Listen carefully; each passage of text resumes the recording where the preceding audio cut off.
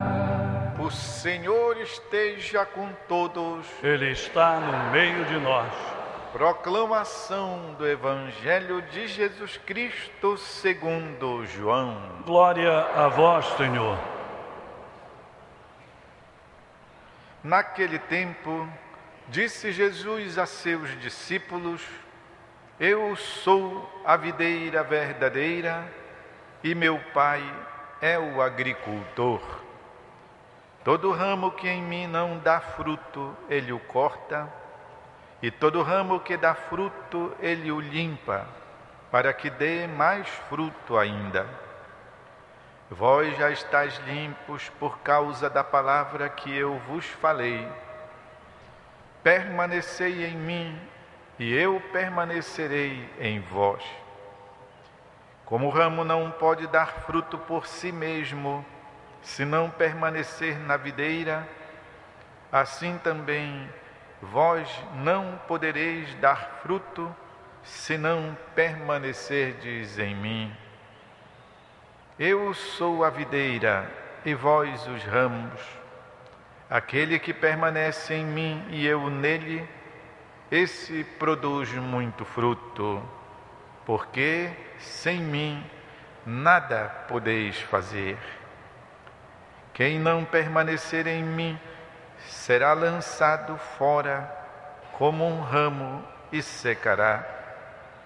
Tais ramos são recolhidos, lançados no fogo e queimados. Se permanecerdes em mim e minhas palavras permanecerem em vós, pedi o que quiserdes e vos será dado. Nisto meu Pai é glorificado, que deis muito fruto e vos torneis meus discípulos. É palavra da salvação. Glória a vós, Senhor. Meus irmãos e irmãs, bem-vindos, que possamos fazer bom proveito daquilo que o Senhor nos serve, nos oferece na sua misericórdia. Na celebração católica nos são servidos dois manjares, dois tipos de alimentos: o pão da palavra e o pão eucarístico. E isso porque Deus mesmo providenciou para nós, para podermos, e voltamos sempre à mesma coisa, para podermos nos fortalecer e darmos conta de nossa caminhada. Porque nós temos que dar conta da nossa caminhada. Nós estamos neste mundo com uma missão, precisa saber qual é, precisa buscar cumpri-la, e estamos aqui, como todos sabemos, de passagem. Nosso destino é a vida gloriosa no próprio coração de Deus. Portanto, temos que caminhar. E esta nossa vida deve ser, portanto, nutrida, alimentada. Eis que Deus então providenciou para nós pão da palavra. Por isso é que a gente quase literalmente despedaça, como fazemos com o pão, a palavra. Lemos os trechos, alguém explica, cada um recolhe no seu coração aquilo que pode e consegue. E o pão eucarístico, Jesus Cristo, Filho de Deus, Deus mesmo encarnado e vivo, no Santíssimo Sacramento. Os nossos irmãos protestantes não creem na Eucaristia, acham que não é possível acontecer. Mas a Igreja Católica, recebendo da tradição dos apóstolos e da própria boca de Jesus, fala isso. Porque Jesus foi quem mandou. Ele disse: fazei assim. Não teria mandado se não quisesse que fosse feito. Então, teria calado a boca dele, mas não calou-se, mandou: façam isso a partir de agora. E, como dizia São Justino, desde o terceiro século, já do segundo século, São Justino é mártir no ano 160, ele dizia: e desde aquele momento nós nunca mais deixamos de obedecer o comando do Senhor. Pois bem, mas isto para dizer que então a nossa alimentação é completa, graças à misericórdia de Deus. Hoje Jesus nos fala abundantemente sobre uma palavra muito importante do nosso vocabulário religioso, a comunhão. Mas não é a comunhão eucarística propriamente dita, ainda que essa também deva existir. Ele está falando da comunhão no sentido de estar interligado, de estar colado, no sentido de permanecer. Esta palavra que hoje retornou tantas vezes aqui: permanecei, permanecerei, permanecerdes, permanece, permanecer, permanecerdes, permanecerem. Todas, às vezes, falam da importância de, em suma, estar juntos.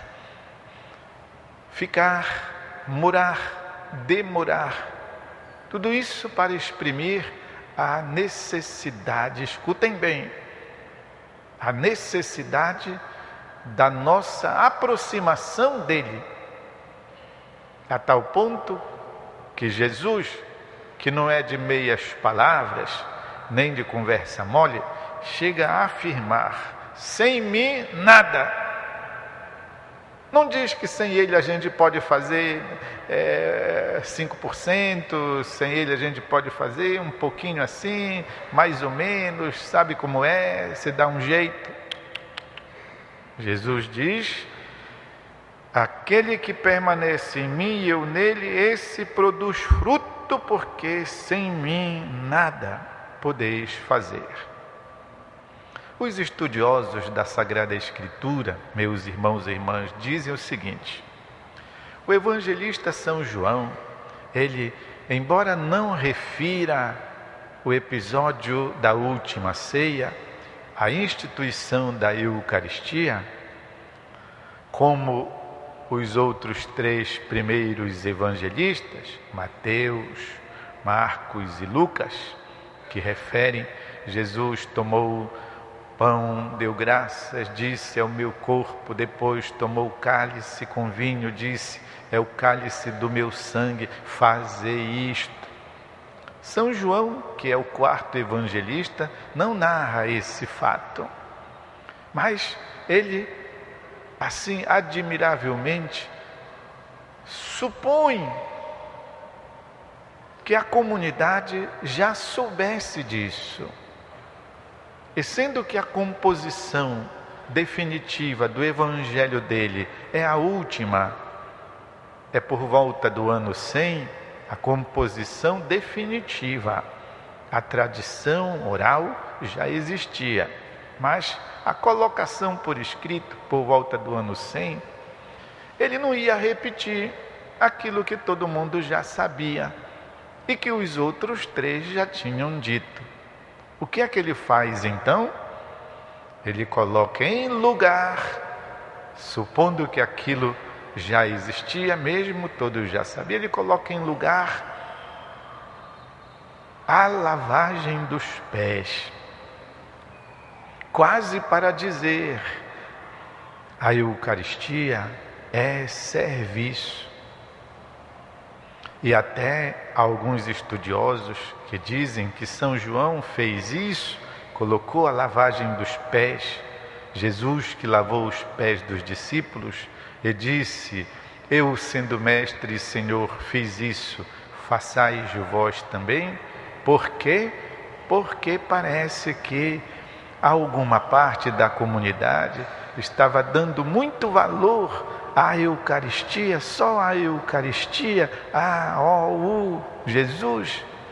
E estava se esquecendo das pessoas, estava se esquecendo dos pobres, estava se esquecendo dos sofredores e andava se esquecendo dos irmãos. Por isso São João Evangelista faz questão de dizer: olha, aquilo lá deve corresponder ao serviço.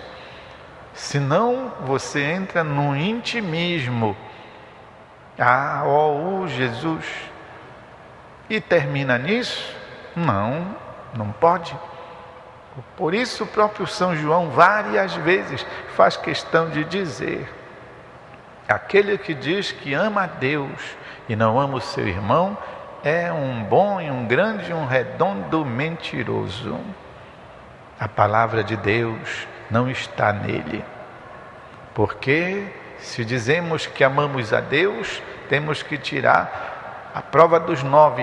E a prova dos 9 é o amor dos irmãos. Portanto, o evangelista São João conhece sim a instituição da Eucaristia. Por isso, ao invés de narrar aquele episódio, tomou o pão, tomou o cálice com vinho, ele coloca um outro episódio que também aconteceu naquela mesma ceia. Jesus que lavou os pés dos discípulos, porque aquilo acontecia enquanto iam para a mesa, não a mesa de sentar, porque os orientais não sentavam, eles sentavam assim, numas espécies de uns tamboretes, numas almofadas, e tinha que lavar os pés também, porque não iam ficar com o pé sujo de poeira ou alguma coisa assim, uns perto dos outros, estando deitados. Mas, para estar aqui no argumento da videira, esse aqui é um outro indício de que São João Evangelista conhecia sim o mistério eucarístico, a tal ponto que nós supomos, a partir desta imagem bonita da videira e dos ramos, para poder dar frutos, nós entendemos como, portanto, ele quer dizer que é importante receber a Eucaristia e que ela deve fazer produzir frutos em nós. De fato, meus irmãos e irmãs, a videira, ela é sobretudo um cepo, ou seja, uma tora grossa. Tem de vários tipos, infinitos tipos.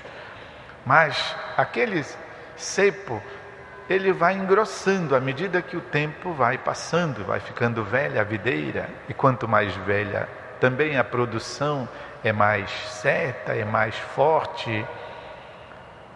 E quando chega a época, ela então produz os galhos. O cepo se enche de ramos, de galhos, e se estende assim pelos varais, como a árvore de maracujá. E então, parecido com o maracujá, os ramos vão dando os cachos de uva. E quando termina o tempo da colheita, que foram arrancados os cachos de uva, depois de algum tempo, o agricultor vai e corta de novo aqueles ramos. Corta. E o que faz? Claro, vai secar. E o que se faz com a cuivara? Se toca fogo. É por isso que Jesus diz: eles depois serão recolhidos e se tocará fogo neles, secará, serão lançados ao fogo e queimados.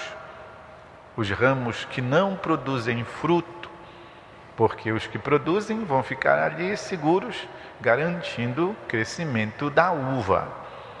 Cortam os ramos que não deram cachos de uva, porque se deixar crescer, o que é que vai acontecer? Vai roubar a vitamina da árvore, vai roubar a vitalidade da árvore, a seiva da árvore inutilmente. Então, a tora, já que não tem cacho de uva nesse ramo.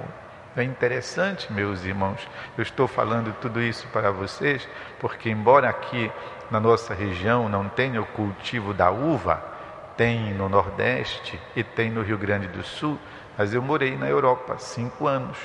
E eu regularmente também viajo e vejo como é que isso tudo acontece. Sei dizer para vocês. Pois é, São João Evangelista diz que assim é o destino daquele que ou permanece ou então não permanece unido no Cristo. Meus irmãos e irmãs, Jesus não está nos falando de um modo a querer nos punir ou nos castigar. Não. Ele está falando para nos alertar da importância e da necessidade que nós temos de permanecer nele como condição para podermos dar frutos. Frutos de vida, frutos verdadeiros, frutos de bem, frutos de prosperidade, frutos de paz, frutos de justiça, frutos de amizade, frutos que de fato façam diferença. E tudo aquilo que não for um fruto legal, vamos deixar de lado. Nem vale a pena perder tempo com tais coisas. Vamos produzir frutos que de fato venham de Deus, do coração de Deus. E nós somos esses instrumentos, esses galhos, que haveremos de dar frutos bons se permanecermos unidos no Senhor. Já disse, a Eucaristia é um modo de nós permanecermos unidos no Senhor. Vamos fazer um instante de silêncio para que cada um possa colher alguma coisa disso tudo em si e que, no tempo oportuno, isso produza frutos.